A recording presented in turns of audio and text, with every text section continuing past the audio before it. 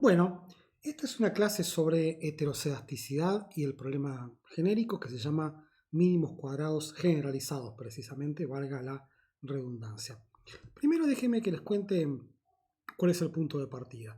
Todo esto es lo que vimos en la primera parte del curso, así que en definitiva no hay mucho para discutir. Esto es lo que se llama modelo lineal clásico, ¿está bien? Hicimos el supuesto de linealidad, el supuesto de exogeneidad, que la esperanza es igual a 0, el supuesto de no multicollinealidad y el supuesto de no heterocedasticidad ni correlación serial. O sea, lo que vamos a estar haciendo en esta clase es lidiando con este supuesto. ¿Está bien?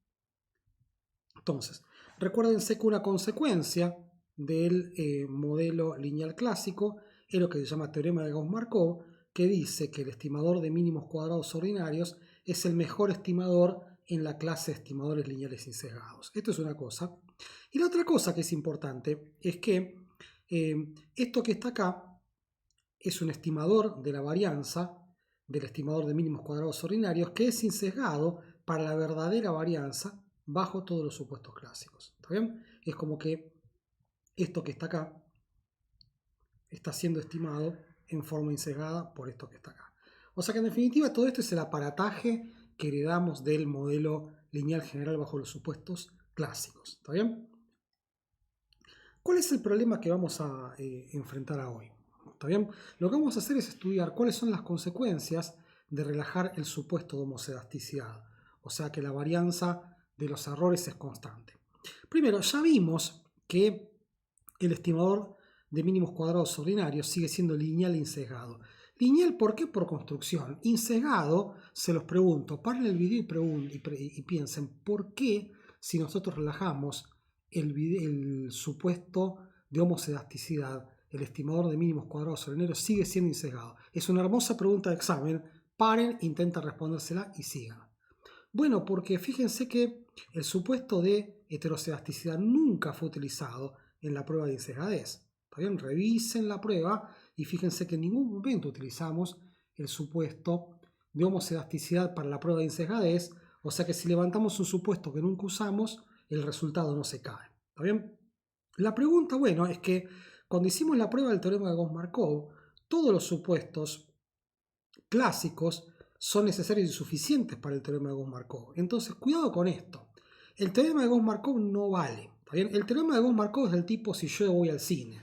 O sea que si los supuestos clásicos valen, el estimador de mínimos cuadrados ordinarios es el mejor estimador lineal insesgado. Entonces, cuando decimos que el teorema de Gauss-Markov no vale, es que cuando los supuestos clásicos no valen, no sabemos cuál es el mejor estimador lineal insesgado. ¿Está bien? Entonces, eso es lo que justamente lo que tenemos que estudiar. El otro problema es que el estimador estándar de la matriz de varianzas y covarianzas va a ser un estimador sesgado de la verdadera varianza del estimador de mínimos cuadrados ordinarios bajo heterocedasticidad. Y eso eventualmente invalida todas las herramientas inferenciales clásicas como el estadístico T y los estadísticos F. ¿Está bien? Déjenme que les cuente una intuición de por qué estos problemas aparecen y también una intuición de cómo vamos a buscar una solución. Fíjense en esta nube de puntos, ¿no? Esto que está acá podría ser, por ejemplo, el ingreso de un montón de familias y esto que está acá podría ser el gasto en vacaciones. Entonces, acá aparecen dos cosas. Fíjense que primero, trivialmente, cuando las familias ganan muy poco, gastan prácticamente nada en vacaciones. Y también es cierto que cuando yo me muevo a la derecha, me encuentro con familias que tienen ingresos más altos y que gastan más en vacaciones. Chocolate por noticia, ¿no? Pero fíjense que aumentar el ingreso tiene dos efectos. Por un lado, familias de mayor ingreso gastan más en vacaciones. Pero por otro lado, es más difícil predecir el ingreso, el gasto de las familias que gastan más. ¿Está bien? O sea, cuando yo me muevo acá, es relativamente más fácil predecir cuál es el gasto en vacaciones que cuando yo me muevo a familias más ricas. ¿Está bien? Entonces lo que está pasando es que aumentar el ingreso tiene dos efectos. Por un lado, aumenta la esperanza y por otro lado aumenta la varianza. ¿Está bien? A este fenómeno se lo llama heterocedasticidad. El hecho de que aumenta la variable explicada y aumenta la varianza del término de error. Fíjense lo que está pasando. Esto lo discutimos al principio del curso. Pero acá lo que está pasando es que la razón por la cual el estimador de mínimos cuadrados ordinarios no es un estimador insesgado es porque la presencia de heterocedasticidad no altera la posición central de la recta de mínimos cuadrados ordinarios. ¿Está bien? Que es esta que está acá más o menos. ¿Está bien? Pero fíjense que si aumentamos la varianza en el sentido vertical, ¿está bien? Esto no altera la posición relativa de esta curva, ¿está bien? Que pasa por el centro de los datos. O sea, aumentar la varianza no cambia el centro, en todo caso cambia la dispersión, y esa es la intuición que está detrás de por qué el estimador de mínimos cuadrados ordinarios, que regresa a y en x, sigue siendo un estimador insesgado para los parámetros del modelo. ¿Está bien? Ahora, ¿cuál es el problema de la pérdida de eficiencia? Fíjense la siguiente cosa. El estimador de mínimos cuadrados ordinarios lo que hace es minimizar la suma de todos los errores al cuadrado. ¿Está bien? Entonces, en cierto sentido, es como que le asigna a todos los errores la misma ponderación. Todos los errores importan de la misma manera.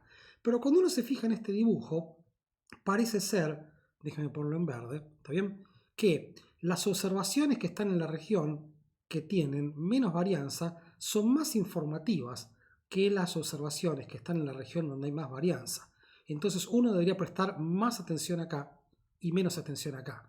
¿Qué significa eso? Si yo supiese que este es el patrón de heterocedasticidad, quizás me convenga no minimizar la suma de los residuos al cuadrado, sino prestar más atención a lo que pasa en la zona donde la varianza es más chiquita y menos atención a donde la varianza es más grande. ¿Está bien? Entonces vamos a ver que cuando la presencia de heterocedasticidad es un hecho, conviene reponderar a los errores. ¿Está bien? No tratarlos a todos por igual, sino darle más importancia a los errores que están en zonas donde la varianza es más chiquita. ¿Está bien? Entonces eso es lo que eventualmente hace que el estimador de mínimos cuadrados ordinarios no sea eficiente. ¿Por qué? Porque va a haber otro que reponderando a los errores va a ser más eficiente. Bueno, todo esto es lo que tenemos que estudiar en esta clase. Pero antes de enfrentar a la solución del problema, lo que vamos a hacer es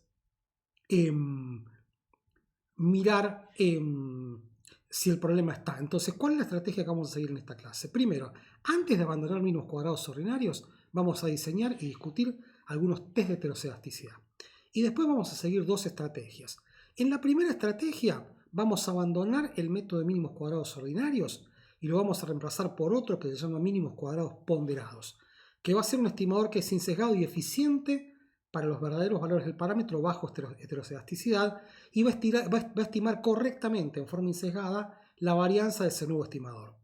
La otra estrategia es completamente distinta, que es lo que se llama robustificar la varianza. ¿Qué significa? Vamos a mantener el método de mínimos cuadrados ordinarios, ignorando la presencia de heterocedasticidad, lo cual, como ya discutimos, el estimador de mínimos cuadrados ordinarios sigue siendo insesgado, pero vamos a reemplazar la varianza, que es sesgada, por una que es correcta aún bajo heterocedasticidad. ¿Está bien? Este es el plan de lucha. Entonces, antes de enfrentar una solución al problema de heterocedasticidad, vamos a ver si el problema existe. Para eso tenemos que diseñar algunos test de heterocedasticidad. Y eso es lo que vamos a discutir en el próximo video. Nos vemos, ¿eh?